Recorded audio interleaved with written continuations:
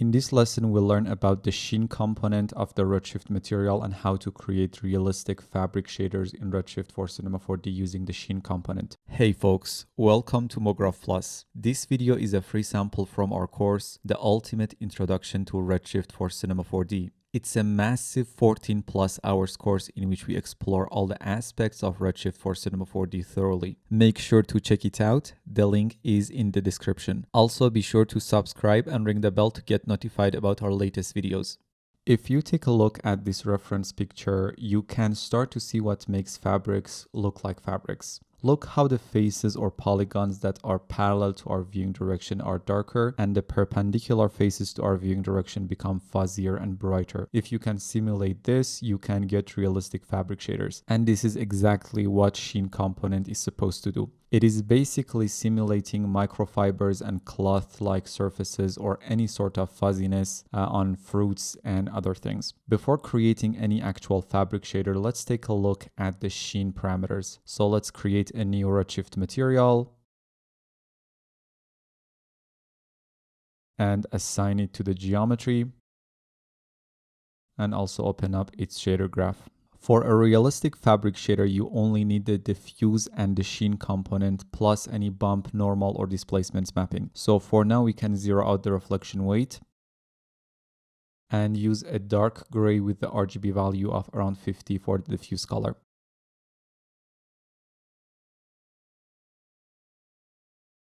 In the sheen component, let's set the sheen weight to something like 0.5. And the sheen color is set to white by default. We immediately get that fuzziness at glancing angles. You notice how the parallel faces to our viewing direction are showing the defined darker diffuse color and the perpendicular faces are showing the defined white sheen color. In addition to that white color, sheen component also adds that feeling of fuzziness and cloth by simulating microfibers. We have the sheen color that controls the color of the microfibers, and generally this should be a brighter, less saturated version of the diffuse color. For now, let's keep it at white.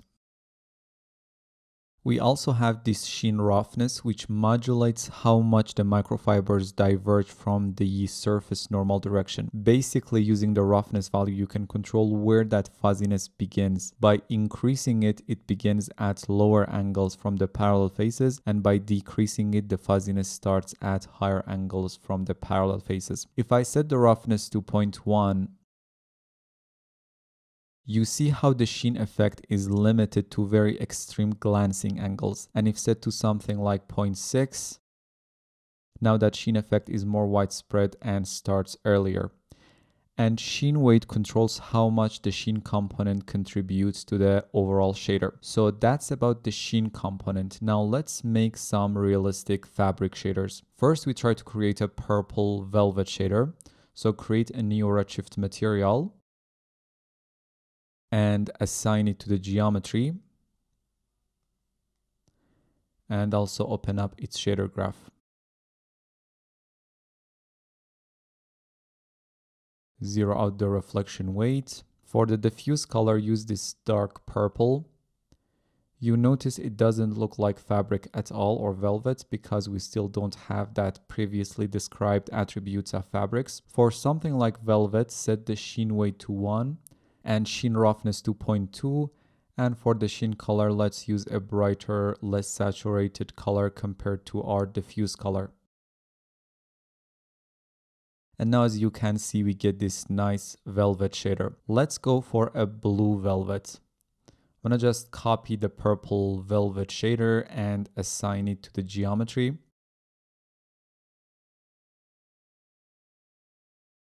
To create a blue velvet, you just need to adjust the diffuse color and the sheen color. So let's use this dark blue for the diffuse color and a less saturated, brighter color, a pale blue for the sheen color. And now you have a nice blue velvet shader. If we bring up the reference picture again and zoom in a tad, you notice we have this fabric pattern throughout. So let's add this pattern as well. So I'm going to duplicate the purple velvet shader and assign it to the geometry. Let's add a texture node and load this fabric pattern image.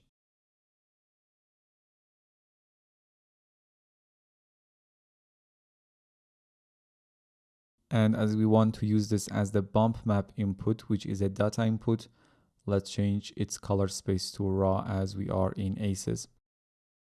And now connect it to the texture input of a bump map node.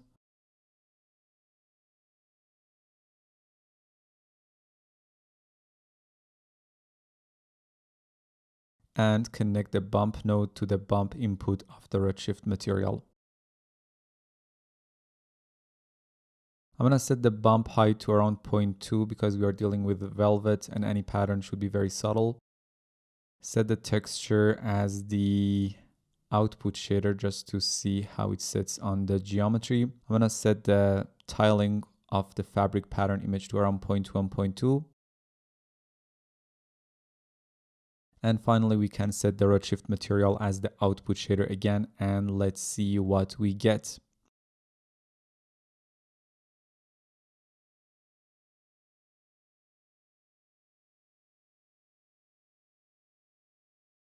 And now we have this beautiful fabric pattern as well. Now let's create a crushed velvet, something like this picture right here.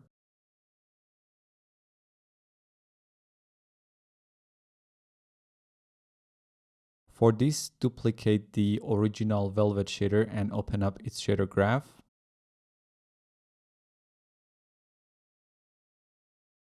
And obviously assign it. Now here we need two base velvet shaders. One should be fairly brighter than the other one. Then we mix the two to get the final crushed velvet look. Let's duplicate the material in the shader graph. Create that brighter version. And now we can use a brighter diffuse and sheen color compared to our base shader.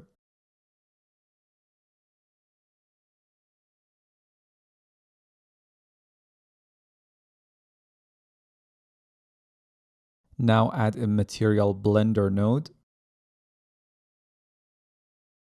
and connect it to the surface input of the output shader. Material blender basically allows you to stack up and mix materials. So I'm going to connect the darker velvet shader to the base material base color input and connect the brighter shader to layer 1 layer color 1 input. Now add a texture node and let's load this texture called BW8 and use it as the blend color 1 input.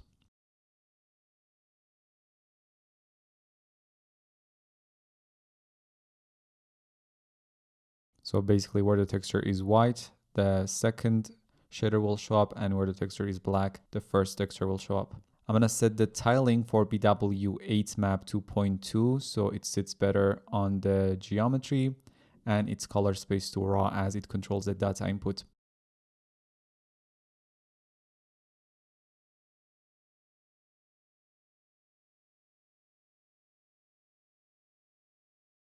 Now we are getting this nice and realistic crushed velvet shader. Next, let's create a simple upholstery cotton fabric shader. So let's create a new Redshift material and assign it. Zero out the reflection weight as we don't need it. Load the fabric pattern image again and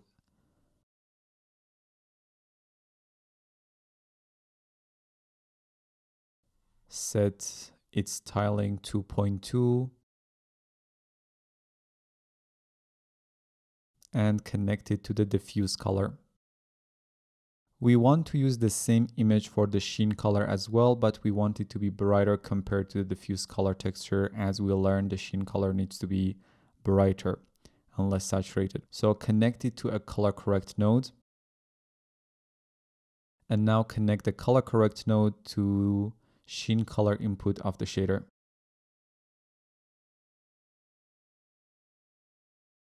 In the color correct node, let's increase the gamma to 3 so we get a quite brighter version of our original texture.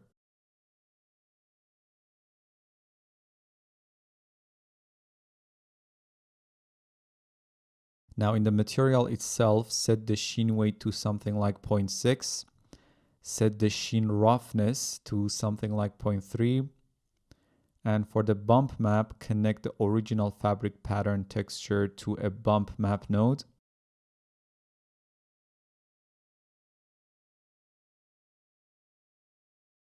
Set the bump height to 1 and connect the bump node to the bump input of the Redshift material.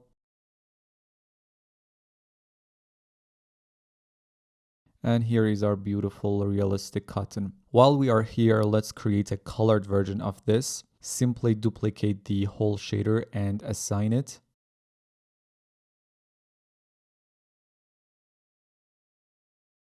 Now add a color layer node, which allows you to layer up textures and RGBA inputs. Use the fabric pattern image as the base color and use this light reddish brown as the layer 1 color.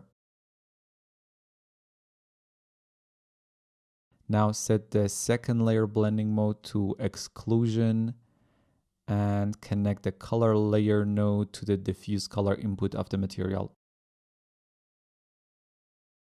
And simply use the same layer color node as the input for the color correct node that is connected to the sheen color. But we can decrease the gamma to 0.2. For this to look better, let's increase the sheen weight to something like 0.8. So it really depends on what you are looking for. If you want more of that fuzzy feeling, just increase the sheen weight. And let's see what we get.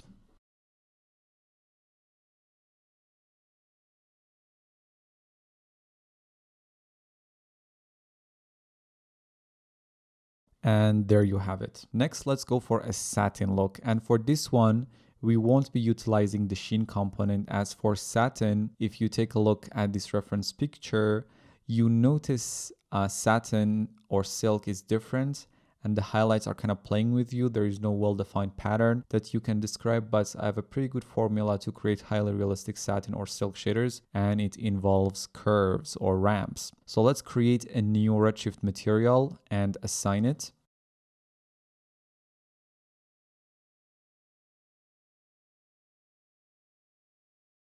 Zero out the reflection weight. For silk, first we need a Fresnel node. So let's load it and connect it to our diffuse color. If I change the facing color to white, perpendicular color to black, disable use index of refraction and correct facing color intensity, and finally set the curve fall off to around 1. Now this Fresnel node outputs 0 or black for the perpendicular faces to our viewing direction and 1 or white for the parallel faces to our viewing direction. But we want to be able to remap these values. For this we can use a scalar ramp node. So connect the Fresnel node to the input port of a scalar ramp and connect the ramp node to the diffuse color input of the Redshift material. Now using this curve, we can remap these values to whatever we want. There is a particular curve that results in a very close look to satin or silk. So let's open up the curve in a separate window. We are trying to put the highest and brightest values to be a bit off of the exact parallel angles to our viewing direction, making the very frontal angles a bit brighter at something like 0.1 or 0.2.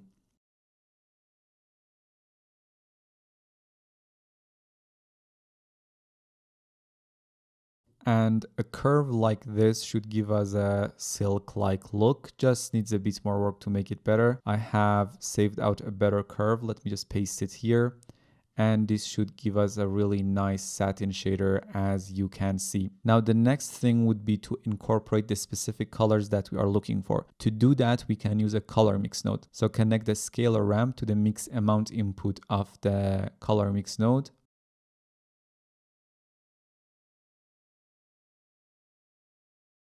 And the color mix itself will be connected to the diffuse color input of the material. For the input 1 color, let's use a dark purple, and for the input 2 color, use this brighter shade of the same color.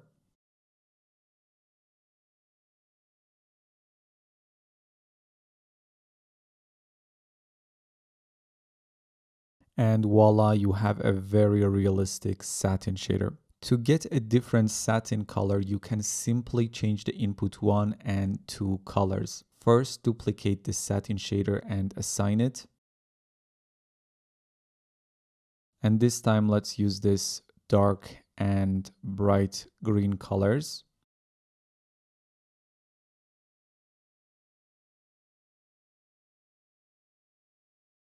And here is our green satin shader. So that's about the sheen component of the Redshift material and creating realistic fabric shaders in Redshift for Cinema 4D. See you in the next video. Make sure to visit our website mographplus.com or our Gumroad page at gumroad.com/mographplus and check out our premium CGI and rendering courses for Cinema 4D, 3ds Max, Maya, Arnold, Corona, V-Ray, Redshift, Octane, and so on. See you in the next video.